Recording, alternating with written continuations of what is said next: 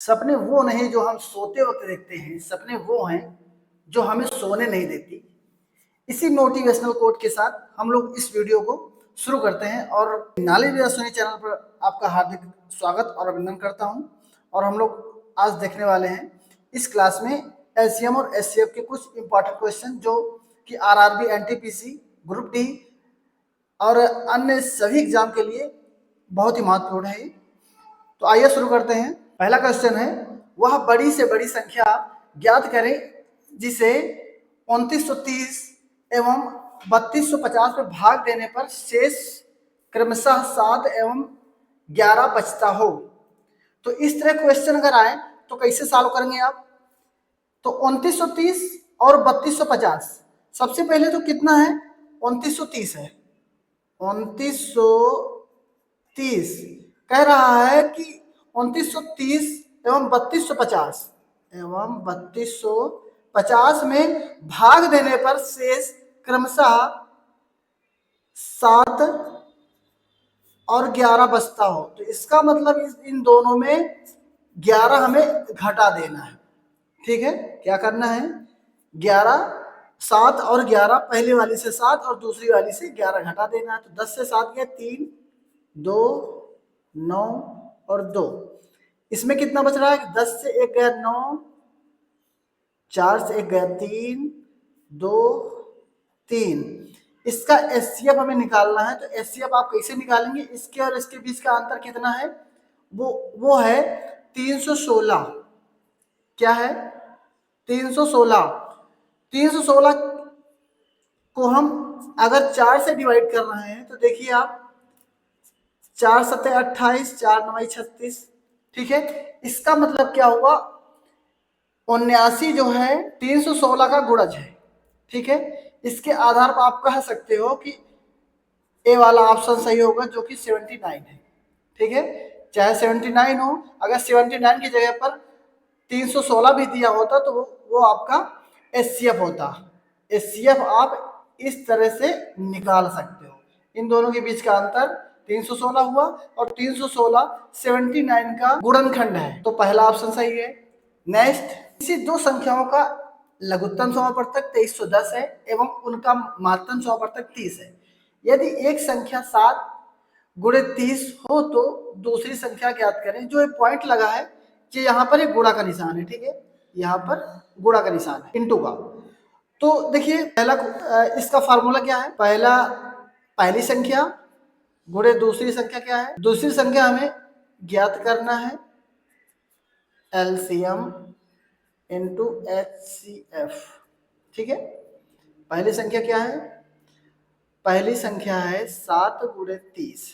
7 गुणे 30 गुणे सेकेंड संख्या निकालना है, जबकि एलसीएम है 2310 और एचसीएफ हमें 30 दिया है। ठीक है, 30 से 30 कटा, 7 त्रिक 21, 7 त्रिक 21, तो दूसरी संख्या 330 जो कि आपके डी वाले ऑप्शन में एकदम सही है। ठीक है, ठीक से समझो। नहीं जौन लाठी फेंक के मारम ना, हम डंडा फेंक के नहीं मारे, लाठी फेंक के मारे, वो भी डिजिटली। ठीक है, नेक्स्ट, इस तरह क्वेश्चन एग्जाम में बहुत बार पूछे जाते हैं कि 3 घंटियां एक साथ बजना प्रारंभ करती हैं और वे क्रमशः 0.25 सेकेंड, 0.1 सेकेंड और 0.125 सेकेंड के बाद बचती हैं, तो कितने समय के बाद वे तीनों फिर एक साथ बजेंगी? तो इस तरह क्वेश्चन निकालने के लिए, इस क्वेश्चन के सॉल्व करने के लिए आप क्या करियो भैया? इनका तीनों का एलसीएम निकाल लो। 0.25, 0.1, 0.125 सेकेंड। सबसे पहले इनका सॉल्व करने के लिए दशमलव के बाद संख्याएं बराबर कर लो। सबसे ज्यादा ये वाली संख्या में दशमलव के बाद 3 संख्या है। ठीक है, तो इधर भी 3 करो, 3 हुआ, इधर भी 3, एक 0 लगा दिया, 3 हो गया ना। अब एक के नीचे आप दशमलव के बाद 3 अंक है तो 1000 से भाग दे दो तो दशमलव खत्म, इधर 1000 से भाग दो, दशमलव खत्म, और इधर 1000 से भाग दो तो इधर दशमलव खत्म। अब एलसीएम निकालने का फार्मूला क्या है कि एलसीएम होता है ऊपर वाले का एलसीएम अंश का, जबकि हर का एचसीएफ। ठीक है। तो ऊपर वाले का एलसीएम अगर निकाला जा रहा है भाई साहब, तो एलसीएम कितना होगा ऊपर वाले का, वो होगा 500। क्या होगा, आप एलसीएम निकाल लो, बहुत इजी चीज है, कोई बहुत बड़ी बात नहीं है, ठीक है। और एचसीएफ कितना होगा, 1000 होगा। क्लियर, 2 जीरो से 2 जीरो, 1 जीरो दशमलव कितना आ रहा, 0.5, और 0.5 किस ऑप्शन में है, डी वाले ऑप्शन में है। क्लियर है भाई साहब, जो कि एकदम सही आंसर है, ठीक है। नेक्स्ट, 48, 36, 72 एवं 24 का महत्तम समापवर्तक उन संख्याओं के लासा में कितनी बार सम्मिलित है, ठीक है। तो देखिए इस तरह के क्वेश्चन आ रहे हैं, तो पहले तो आप इसका एचसीएफ निकालो। क्या निकालें इसका, 48, 36, 72 और 24 का एचसीएफ कितना होगा भाई साहब, एचसीएफ होगा 12।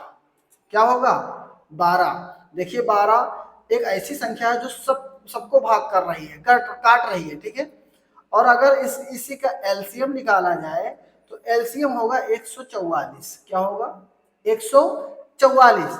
तो अभी इसमें क्वेश्चन क्या कह रहा है भैया कि मासा उन संख्याओं के लासा में कितनी बार सम्मिलित है। तो मासा लासा में कितनी बार सम्मिलित है, तो ये सम्मिलित है 12 गुणे HCF या मासा या महत्तम समापवर्तक, ठीक है। ये महत्तम समापवर्तक है, ठीक है।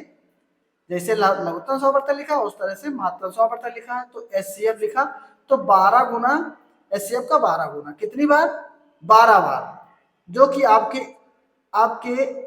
बी वाले ऑप्शन सही है, ठीक है। कौन सा ऑप्शन सही है, बी वाला ऑप्शन सही है। क्लियर है। अगला क्वेश्चन, 4/5, 5/6, 7/15 का लासा और मासा ज्ञात करो। देखो अगर इसका पहले तो आप ये देखो कि अगर लासा या एलसीएम, जिसे आप इंग्लिश में कहते हो एलसीएम, ठीक है।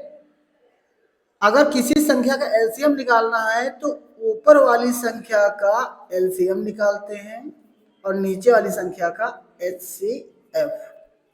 तो 4/5, 5/6, 7/15, ऊपर वाली संख्या का एलसीएम अगर निकाला जाए तो 5 चौके 20 सत्ते 140, ठीक है, 140। और नीचे एचसीएफ कितना हुई, एचसीएफ हुई 1, कितना हुई, 1 हुई।